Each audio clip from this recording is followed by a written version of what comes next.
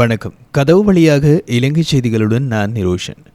20வது திருத்தத்திற்கு ஆதரவாக வாக்களித்து முஸ்லிம் நாடாளுமன்ற உறுப்பினர்கள் அவர்களுடைய சுயநலத்துக்காகவா அல்லது முஸ்லிம் மக்களின் நலனுக்காகவா வாக்களித்தோம் என யோசித்து பார்க்க வேண்டும் என பாராளுமன்ற உறுப்பினர் எஸ்.எம். மரிக்கார் குறிப்பிட்டுள்ளார். எதிர்க்கட்சித் தலைவர் அலுவலகத்தில் இடம்பெற்ற ஊடகவியலாளர் சந்திப்பில் இவ்வாறு கருத்து தெரிவித்த அவர், இந்த நாட்டில் முஸ்லிம்களை மனநோயாளியாக மாற்றிய அரசாங்கத்தோடு முஸ்லிம் ஒருவர் எவ்வாறு சேர்ந்து கொண்டார் என்பதில் எங்களுக்கு சந்தேகம் உண்டு என்றும் தெரிவித்தார். பாராளுமன்ற உறுப்பினர்கள் ராஜபக்சவின் பக்கம் செல்வதால் அது முஸ்லிம் சமூகம் சென்றதாக அர்த்தமில்லை. ஐக்கிய மக்கள் சக்தியினை சேர்ந்த முஸ்லிம் பிரதிநிதிகள் 20வது திருத்தத்திற்கு ஆதரவாக வாக்களித்துள்ளமையானது அவர்களுடைய சுயநலத்துக்காகவா அல்லது முஸ்லிம் மக்களின் நலனுக்காகவா என யோசித்து பார்க்க வேண்டும். இதேவேளை முஸ்லிம்களால் பாராளுமன்றத்திற்கு வந்து தங்கள் சுயநலத்துக்காக முஸ்லிம் மக்களை காட்டிக் கொடுத்து ராஜபக்சவுடன் செல்வது யாராக இருந்தாலும் அவர்களுடைய எதிர்காலத்தை முஸ்லிம் மக்களை தீர்மானிக்க வேண்டும் எனவும் தெரிவித்தார். இலங்கையின் வடக்கில் கடல் வழியாக தொற்று பரவும் அபாயம் காணப்படுகின்றமையினால் அதனை கட்டுப்படுத்துவதற்கு தேவையான நடவடிக்கைகள் மேற்கொள்ளப்பட்டுள்ளதாகவும் நோய் தொற்றினை அரசாங்கம் வெற்றிகரமாக எதிர்கொள்ளும் என்றும் கடல் தொழில் அமைச்சர் டக்ளஸ் தேவானந்தா தெரிவித்துள்ளார். நாடாளுமன்றத்தில் நோய் தொற்று தொடர்பான விவாதத்தில் கலந்து கொண்டு உரையாற்றிய போதே கடல் தொழில் அமைச்சர் இவ்வாறு குறிப்பிட்டுள்ளார்.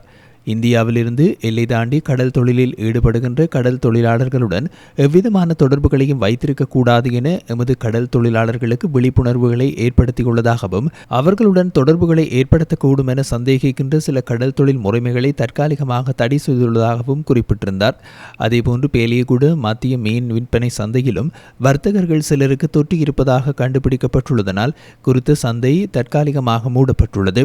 இந்த நிலையில் தற்போது நாட்டில் மீன் அறுவடைகள் அதிகமான காலம் என்பதால் கடல் தொழிலாளர்களை பாதிப்படைய விடாமல் அவர்களுடைய அறுவடைகளை எமது மீன்பிடி கூட்டு தாமதத்தின் மூலமாக நியாயமான விலையில் கொள்வனவு செய்து நுகர்வோருக்கு இலகுவாகவும் நியாய விலையிலும் கிடைக்கச் செய்வதற்குமான ஏற்பாடுகளையும் களஞ்சியப்படுத்துவதற்குரிய வசதிகளையும் முன்னெடுத்து வருகின்றோம் என்றும் தெரிவித்தார்.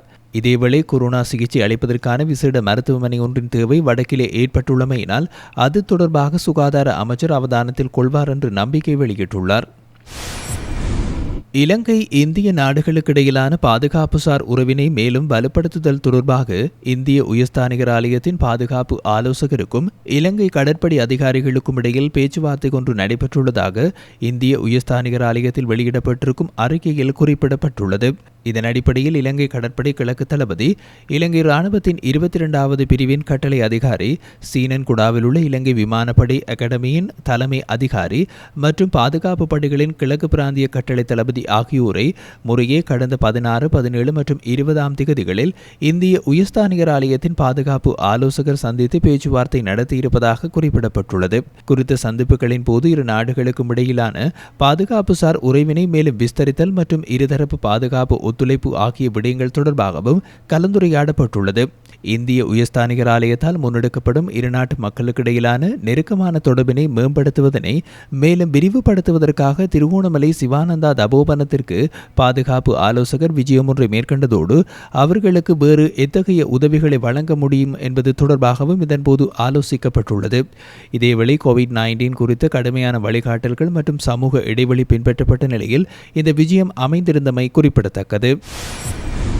நோய் தொற்று தொடர்பான அரசாங்கத்தின் உண்மையான தரவுகளை மறைப்பதால் பாரிய அனர்த்தம் ஏற்படும் அபாயம் இருப்பதாகவும் அத்துடன் சமூக பரவல் ஏற்படும் அபாயம் இருப்பதை ஏற்றுக்கொண்டு அதனை கட்டுப்படுத்த அரசாங்கம் நடவடிக்கை எடுக்க வேண்டும் எனவும் எதிர்க்கட்சித் தலைவர் சஜித் பிரேமதாச தெரிவித்துள்ளார். பாராளுமன்றத்தில் நோய் தொற்று தொடர்பான சுகாதார நெருக்கடி சபை ஒத்திவைப்பு வேளை பிரேரணியில் கலந்து கொண்டு உரையாற்றுகையிலேயே இவ்வாறு குறிப்பிட்டிருந்தார். நோய் தொற்று கொத்தணியாக நாட்டில் பல பிரதேசங்களில் இருந்து பரவி வருவதுடன் இவை சமூக மட்டத்திற்கு பரவும் அபாயம் இருப்பதாக அரசாங்க வைத்திய அதிகாரிகள் சங்கம் எச்சரித்திருக்கும் நிலையிலும் அரசாங்கம் அதனை மறைத்து வருகிறது. நோய் தொற்றை கட்டுப்படுத்த மேற்கொள்ள வேண்டிய சில ஆலோசனைகளை கடந்த ஜனவரி, பிப்ரவரி மாதங்களில் நாங்கள் தெரிவித்த போது விமர்சித்த அரசாங்கம் தற்போது அதனை உணர்ந்து செய்ய ஆரம்பித்திருக்கின்றனர். இவர்களின் கால தாமதத்தினாலும் தொற்றினை கட்டுப்படுத்துவதை விட அரசியல் நடவடிக்கைகளுக்கே முக்கியத்துவம் கொடுத்து வந்ததாலும் நாட்டின் பொருளாதாரம் வீழ்ச்சியடைந்திருக்கிறது. மேலும் நாட்டில் தற்போது நோய் தொற்று இரண்டாவது அலையாக மீண்டும் தலைதூக்கி இருப்பதுடன் தொற்று கொத்தணியாக வியாபித்து பல கொத்தணிகள் உருவாகும் அபாயம் இருப்பதாகவும் பொது சுகாதார பரிசோதகர்கள் சங்கத்தின் தலைவர் தெரிவித்திருக்கின்றார். இதேவேளை தொற்றாளர்கள் மற்றும் சந்தேகத்துக்குரியவர்களுக்கு PCR பரிசோதனை செய்து பெறுபேற்றை பெற்றுக்கொள்ள ஏற்படும் காலதாமதத்தினால் தொற்றாளர்கள் மேலும் அதிகரிக்கும் நிலையே இருக்கின்றது. இந்த நிலையில் PCR பரிசோதனை இன்று வியாபாரமாக மாறி வருகிறது எனவும் அவர் இதன்போது தெரிவித்தமை குறிப்பிடத்தக்கது. தனது அரசியல் மரணித்து போய்விடும் என்பதை முன்னாள் ஜனாதிபதி மைத்ரிபால சிறிசேன புரிந்து கொண்டிருந்ததால் தான் அவர் 20வது திருத்த சட்டத்திற்கு வாக்களிக்காமல் தவிர்த்திருந்தார் என ஐக்கிய மக்கள் சக்தியின் தேசிய அமைப்பாளரான நாடாளுமன்ற உறுப்பினர் திசா அத்தநாயக்க தெரிவித்துள்ளார். 20வது திருத்த சட்டத்திற்கு ஆதரவளித்த உறுப்பினர்கள் தொடர்பில் சிங்கள இணையதளம் ஒன்றுக்கு வழங்கிய செவ்வியில் அவர் இந்த விடயத்தினை குறிப்பிட்டுள்ளார். இலங்கையின் பலவீனமான ஜனாதிபதியாக இருந்தாலும் 19வது அரசியலமைப்பு திருத்த சட்டம் தொடர்பான பிரச்சனைகள் இருந்தாலும் முன்னாள் ஜனாதிபதி மைத்ரிபால சிறிசேன 20வது திருத்த சட்டத்திற்கு வாக்களிக்காமல் தவிர்த்து முதுகெலும்புள்ளதாக நிரூபித்துள்ளார். மேலும் அவர் தலையிட்டு நிறைவேற்றிய அந்த திருத்த சட்டத்திற்கு குரல் கொடுத்தமை வரவேற்கத்தக்கது என்றும் திசா அத்தநாயக்க குறிப்பிட்டார். இந்த நிலையில் 20வது அரசியலமைப்பு திருத்த சட்டத்தில் உள்ள பாரதூரமான விடயத்தை கவனத்தில் கொண்டு அதற்கு ஆதரவாக வாக்களித்தால் தனது அரசியல் மரணித்து போய்விடும் என்பதை முன்னாள் ஜனாதிபதி புரிந்து கொண்டிருந்தார் எனவும் திசா அத்தநாயக்க குறிப்பிட்டுள்ளார்.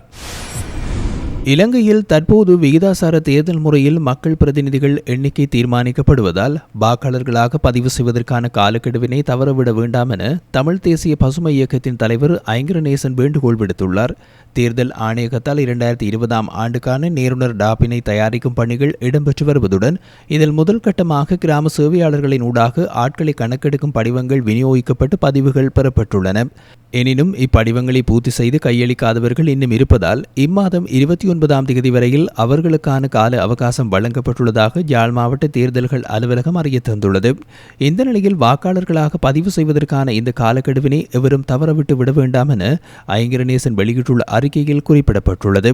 வாக்களிப்பது ஒருவரது ஜனநாயக கடமை என்ற நிலையில் ஒருவர் தனது பெயரினை தேர்தல் ஆணையத்தால் ஆண்டுதோறும் மீளாய்வுக்கு உட்படுத்தப்படும் நேருனர் டாப்பில் இடம்பெறச் செய்வது அவசியமானதாகும் என சுட்டிக்காட்டிய அவர் இந்த விடயத்தில் போதிய அளவு தெளிவின்மை மற்றும் அக்கறையின்மை காரணமாக பலரும் இதிலிருந்து விலகி இருக்கின்றனர். கடந்த காலங்களில் இடம்பெற்ற காணாமல் போதல்கள், அளவுக்கு அதிகமான புலப்பெயர்வுகள், 1 அல்லது 2 குழந்தைகளுக்கு மேல் பெற்றுக்கொள்ள விரும்பாத பெற்றோர்களின் மனப்பான்கு போன்ற காரணங்களினால் வடக்கு கிழக்கில் தமிழ் மக்களின் சனத்தொகை பாரிய வீழ்ச்சியினை சந்தித்துள்ளது. இந்த நிலையில் அநேகர் வாக்காளர்களாக பதிவதற்கு கரிசனை காட்டாதிருப்பது ஏற்றுக்கொள்ளத்தக்கது அல்ல என்றும் வாக்காளர்களின் எண்ணிக்கை மிக முக்கியமானது என்றும் அவர் சுட்டிக்காட்டினார்.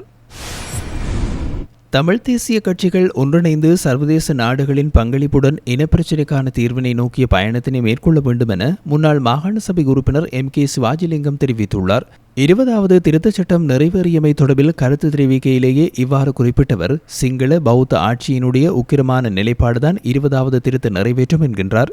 3/2 பெரும்பான்மையுடன் நிறைவேற்றப்பட்டுள்ள 20வது திருத்தம் சந்தர்ப்பவாத அரசியலை திட்டவட்டமாக தெரிவிப்பதாக அமைந்துள்ளது. எந்தவிதமான கோரிக்கைகளும் நிபந்தனைகளும் இல்லாமல் எதிர்க்கட்சியினை சேர்ந்த 8 பேர் அரசாங்கத்திற்கு ஆதரவு கொடுக்காமல் விட்டிருந்தால் 3/2 பெரும்பான்மை எட்டியிருக்க முடியாது.